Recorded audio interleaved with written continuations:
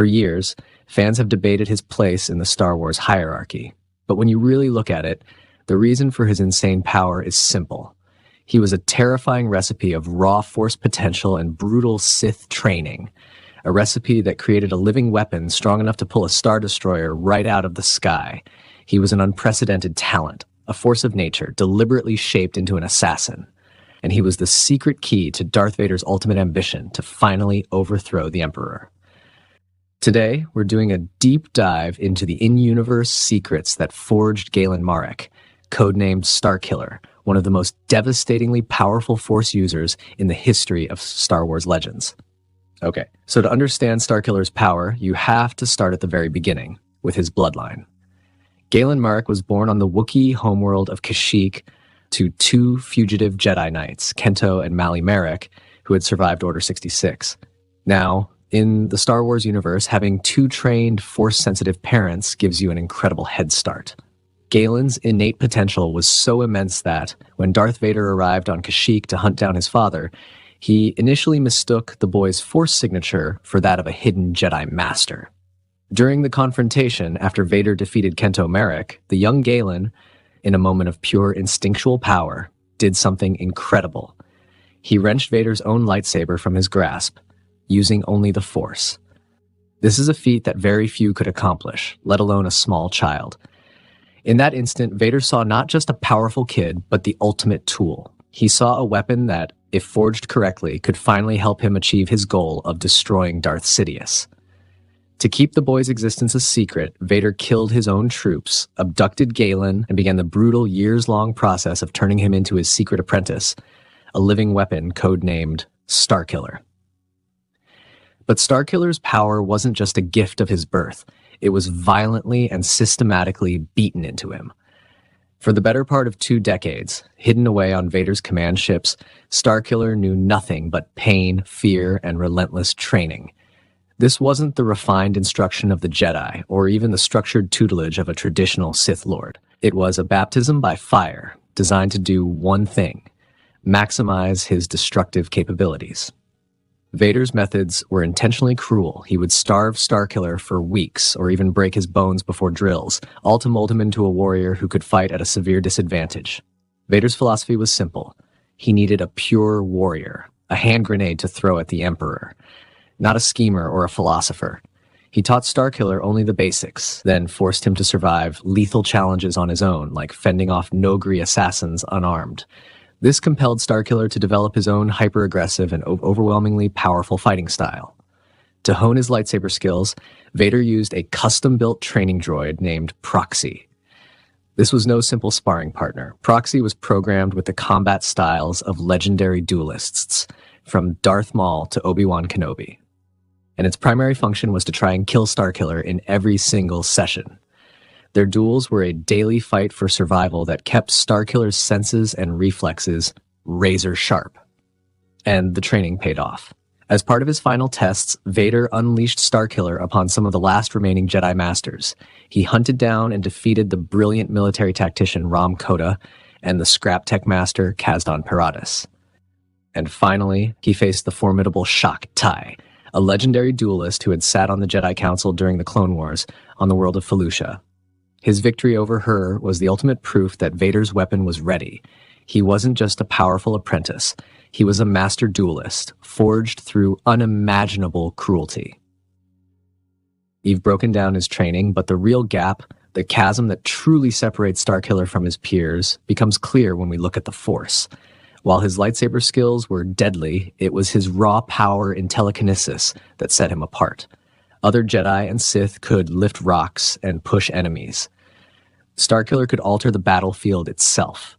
Throughout his missions, he demonstrated telekinetic feats on a monumental scale, casually crushing AT-STs, swatting TIE fighters out of the air like insects, and unleashing force pushes so powerful they could vaporize entire squads of stormtroopers.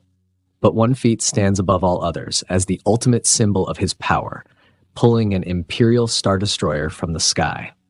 On a mission to the junkyard world of Raxus Prime, to prove to the new rebellion that the Empire was vulnerable, Starkiller was tasked with destroying a critical shipyard. As he completed his objective, A damaged but still massive Star Destroyer began to fall from orbit, threatening to crash directly on top of him. What happened next is legendary.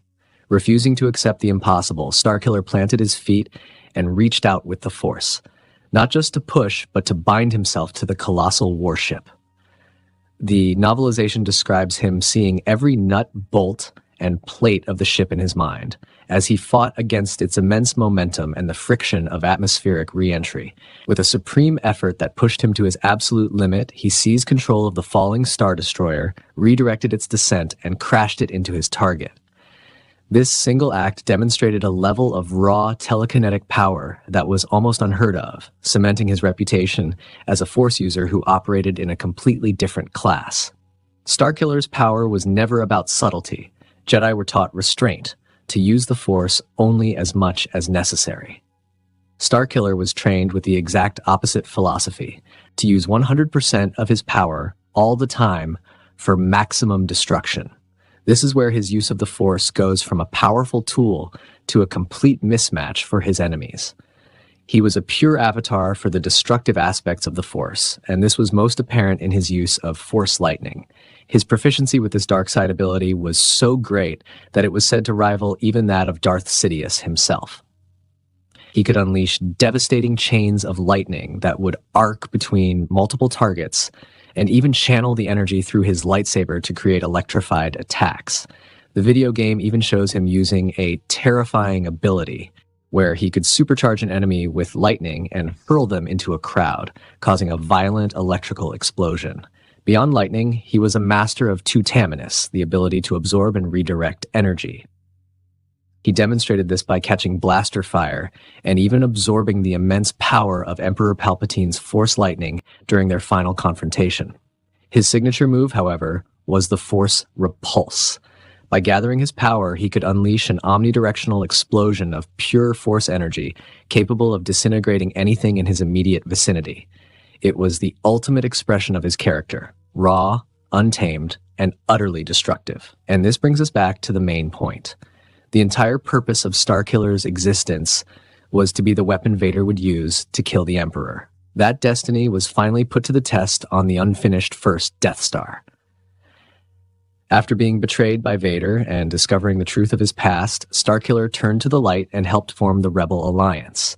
But Vader ambushed the Rebel leaders, leading Starkiller to the battle station for a final, epic confrontation. Here in the Emperor's observation dome, Starkiller confronted his former master. The duel was furious, a clash between the master who had created him and the apprentice who had now surpassed him. Starkiller defeated Darth Vader, proving he had finally become the warrior Vader had always intended him to be. But his trial wasn't over. He then faced the ultimate test, Darth Sidious himself.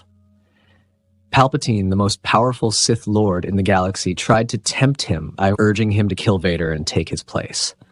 Starkiller refused, chose to save his friends, and launched himself at the Emperor.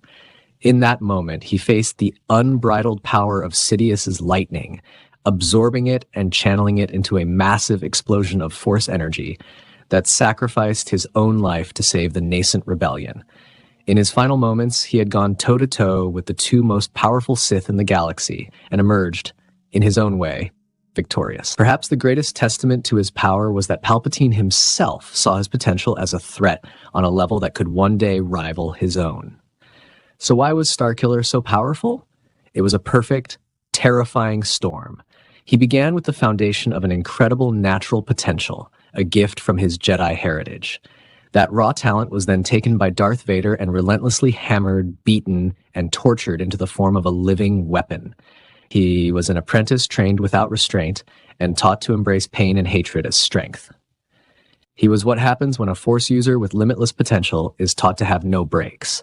He was the ultimate glass cannon, a force of destruction so potent that he could take down Star Destroyers and challenge the Emperor himself. But what do you think? Where does Starkiller rank on your list of the most powerful Force users of all time? Is he in the top 5? Top 3? Let me know your thoughts down in the comments below. And if you want to see more deep dives into Star Wars lore, be sure to like this video and subscribe. Thanks for watching.